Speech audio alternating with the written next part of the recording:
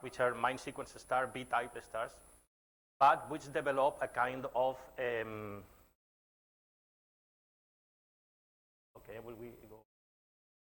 They develop a kind of decretion circumstellar disk around, which is related to the fast rotation of these stars and possibly pulsations. But the exact mechanisms of this formation is still unknown.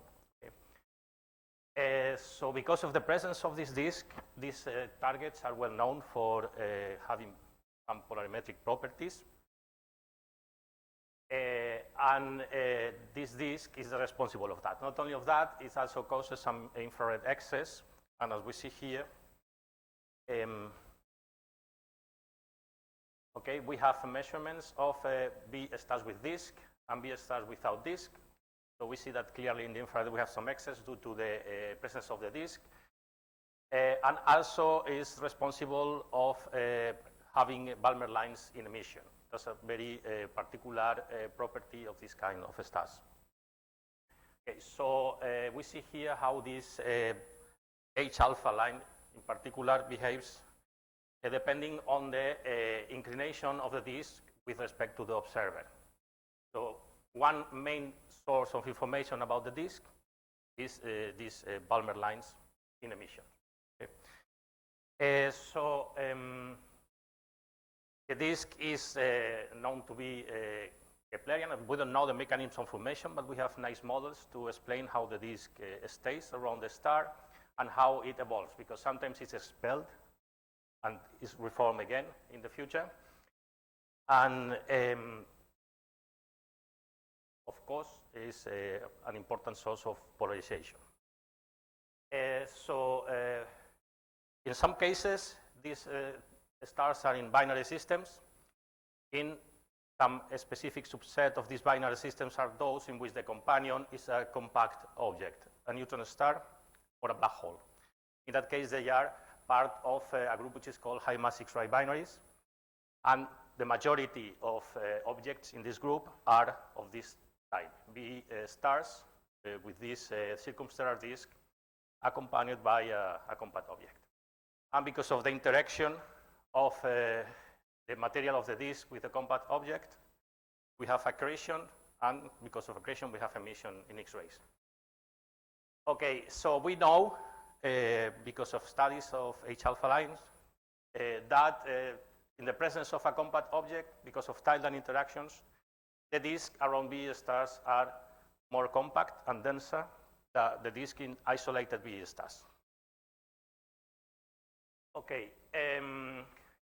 We know that also in these B stars, the polarization we measure from the disk depends on many factors. Not only the angle of view is different if we see the disk edge on or from the top, but also the size and the density of the disk. And mainly it comes from scattering with electrons in the disk, but the presence of hydrogen is also an important contribution. We see here a typical wavelength dependence of the polarization in the disk of B stars. And typically, we have polarization degrees on the order of 2%. Okay, and here we see how this wavelength dependence depends not only on scattering by electrons, but also on the presence of hydrogen in the disk. So measuring the degree of polarization also is giving us information of the physical conditions of the disk. And of course, the polarization angle will give us also this relative inclination with respect to the observer, which will complement the information that we have from the H-alpha line. We have the problem of the interstellar polarization. When we measure a star, we don't get directly the polarization of the star because the light is crossing the interstellar medium. And when arriving to us, it suffers interactions, and then the observed polarization is a combination of the intrinsic polarization of the object plus the induced polarization by the interstellar medium. So this is something to take into account when you want to study polarization from stellar objects. Okay, one way to deal with that is to see the wavelength dependence of the polarization you measure. If it follows the one expected for the interstellar medium, which is the Cherkovsky law. Very likely your measurements are dominated by interstellar medium. If you see the other wavelength dependence that we've seen for B stars, so it then means that at least there's some intrinsic polarization on your target. Okay? Something you can do also is to study stars in the field around your object.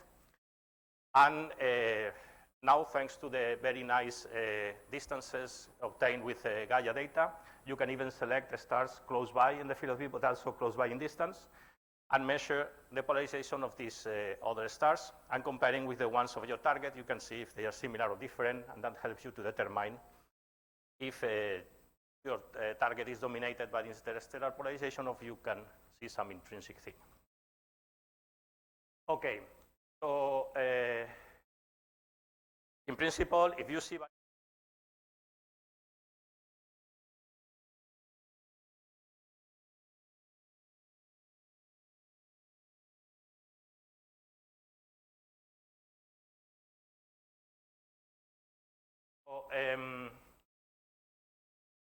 and if you are lucky and you can get some estimate of the interstellar polarization, but you can make the correction and get an approximation of what is the intrinsic polarization of your target.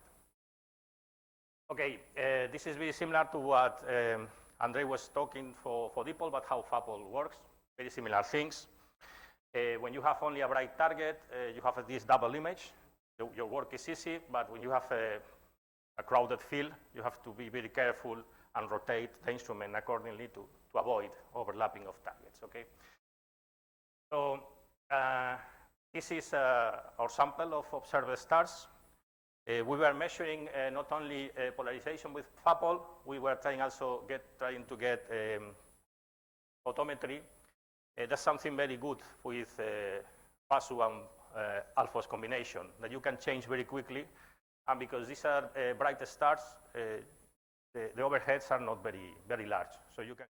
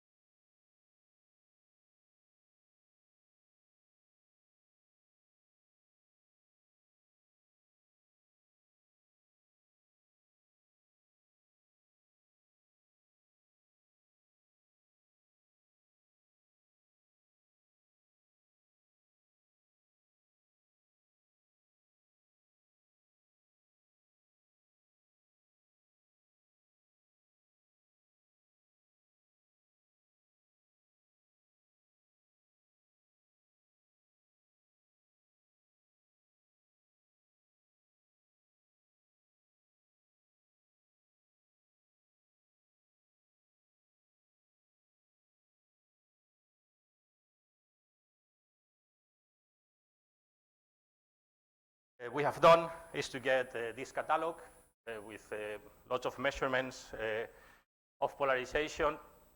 Well, it's also a compilation of different catalogs. And we have compared all these stars with our target. Our targets are mainly concentrated in the galactic plane. So, okay, what we have seen, what we have here is small ellipses, which are the Q and U parameters, okay, and which give us an idea of the intensity of the polarization, and also the angle of polarization is represented by how much is the inclination of these ellipses. So this gives us an idea of what's the ambient in terms of polarization around our targets. We have here two of our targets. So we can see that in some cases there is a clear tendency of the stars in the field to follow a determined degree and angle of polarization. So that helps us to see if our targets are showing some intrinsic or not. Okay, I'll skip that a bit. This is polarization degree in terms of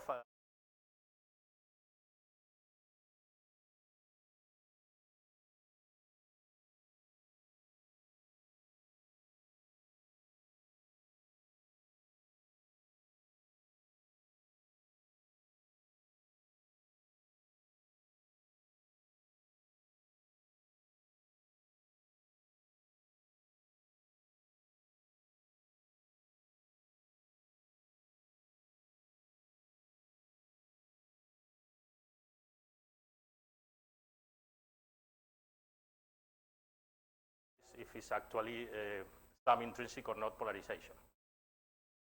And this is a comparison of the polarization in the R band, where the H alpha line lies, with respect to estimations of inclination angles of the disk using the H alpha line.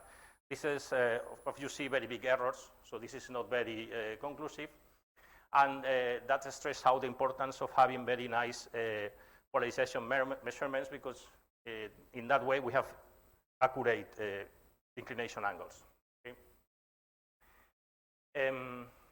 And here we have a few plots comparing parameters.